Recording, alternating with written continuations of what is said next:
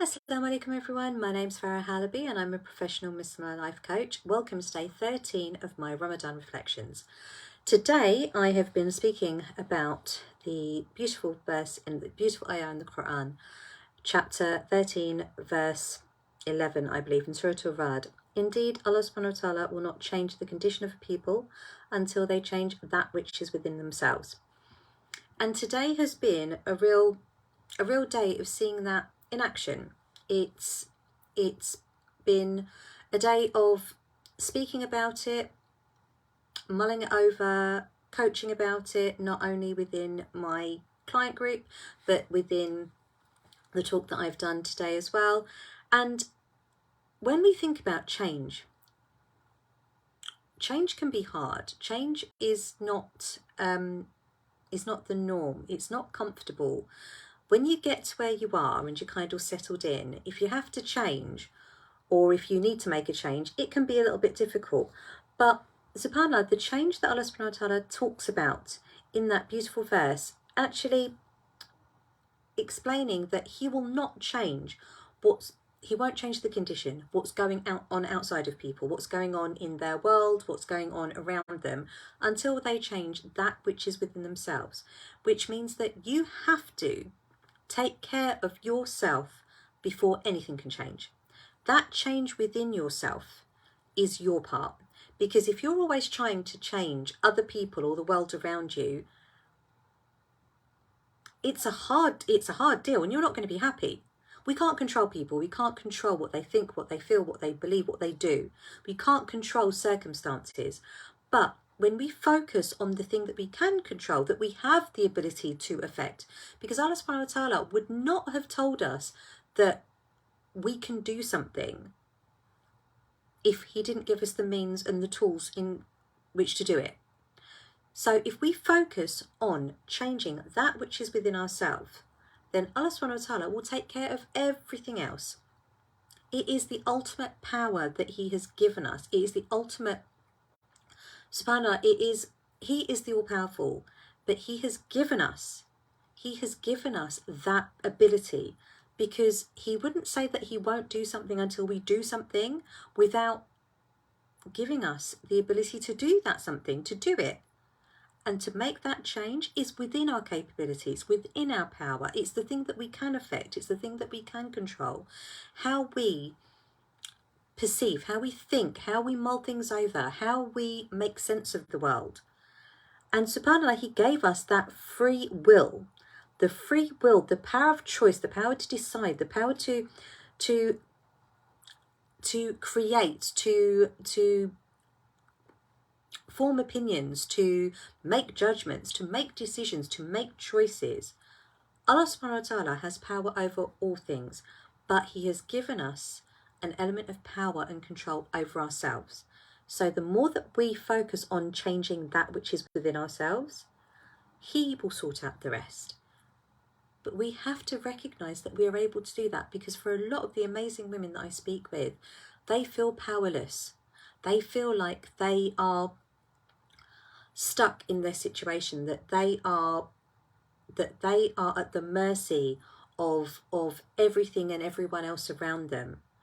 And what this verse in the Quran tells us, it helps us reaffirm but recognize that that other people can control the things around us. They they're doing their thing, the circumstances around us, but they don't have the power or the control over your thoughts, over your beliefs, over your thinking, over your mind, over your opinions, over your choices.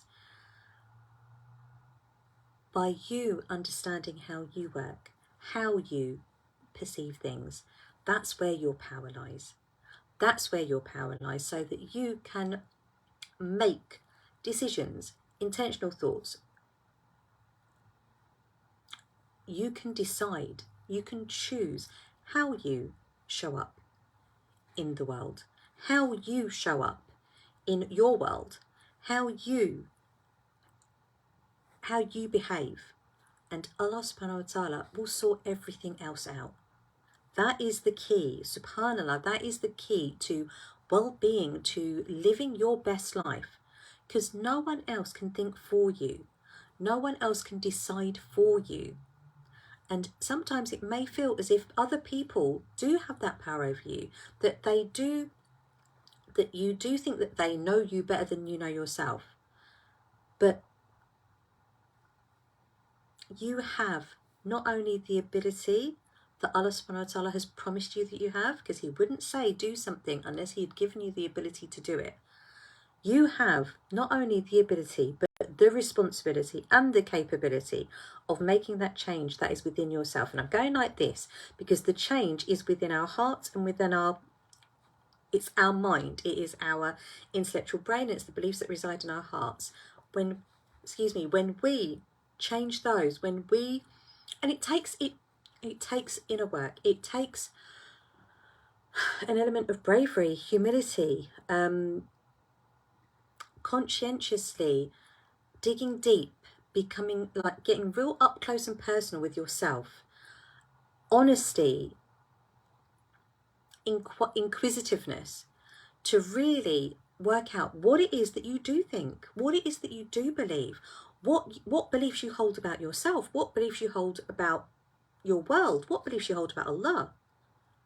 And when we change them, and we're not looking to make changes to make our lives worse. We're not looking to change ourselves to help us feel bad. We're looking for the change that we can make within ourselves in order to create and live our best lives, in order to better our situation, in order to move forward. We have to be the ones that are we should be the greatest recipients, the greatest benefactor of this change. Allah subhanahu wa ta'ala promises that he will sort everything else out. And when he talks about the condition of people, it is everything that is outside of us. It is people, it is circumstances, it is situations, everything that is outside of us. The change within us happens exactly there. We can only affect what is within us. And that is how we think, what we feel, what we believe. Everything else is out there. Everything else is the condition, is our condition. And Allah subhanahu wa ta'ala has promised that he will sort that out only if we attend to ourselves and make that change. Today, I've spoken to some amazing women who making that change, just even getting to the point where they feel that they are able to, even that they can do, that they want to, has been a true journey of blessings upon blessings, subhanallah, to help someone understand their condition, understand their experience, and help them and facilitate them and guide them and help them along that journey from being stuck to taking that first step, or at least even thinking or believing that there is a step to take, that it exists, that they can. Subhanallah, that is truly blessed work, and especially during Ramadan. So I'll ask you, what does change mean for you? What does change bring up for you? When you hear that verse of the Quran, what comes up for you? What comes to mind? What is it that you think and feel when you think about that change within yourself? And what is it that you think the condition means? Because when we really understand this ayah, it is the most powerful, subhanAllah, ayah in the Quran. And especially to understand that in Ramadan, understand what making that change means. It's the transitioning from one state to another, the state of where you are, maybe stuck in beliefs and thoughts about yourself that don't serve you, and helping you move past that, move forward, move through it, to being able to see your way out of your current situation. What does that look like in your life? Are you stuck right now? And especially during Ramadan, are you stuck in how things are going and you don't like the way that they're going? You feel that you're not getting the most out of this Ramadan. You feel it's not going the way that you want it to go, and you want it to change. You want to be different, but you just don't know how to do it. You're thinking to yourself all day long, this is not going well. I don't do enough. I'm not doing it at all. I'm just doing my salah and it's robotic. It feels like this Ramadan is passing me by and I'm just playing catch up. I'm just trying to do what I can, but it's just not enough. Is that where you are right now? If you would like some help making that change, if you would like some help just understanding what that change entails, that you have even the capability to do it, then let me know. Book in my next available slot by emailing connect@farahhalaby.com or private message me, inshallah. And let's talk and let's get you on your way to making that change, or at least seeing how that change is possible for you. You don't have to stay stuck. You can move forward. And what better time than during this Ramadan, during this beautiful month, where we are rewarded blessings upon blessings. They are multiplied for doing acts of worship, for living a life that is pleasing to Allah subhanahu wa ta'ala, doing and being and feeling and believing all of the most empowering and serving beliefs that we can. When we make a change within ourselves and we do so to optimize how we worship Him, subhanAllah, that's an act of ibadah there. That is striving to live a life that's pleasing to Him. So if you want some help to find out how, let me know. As always, I pray that you are safe, well, happy and healthy. And inshallah, I'll be on tomorrow for another little conversation. But for now, take care. Assalamu alaikum.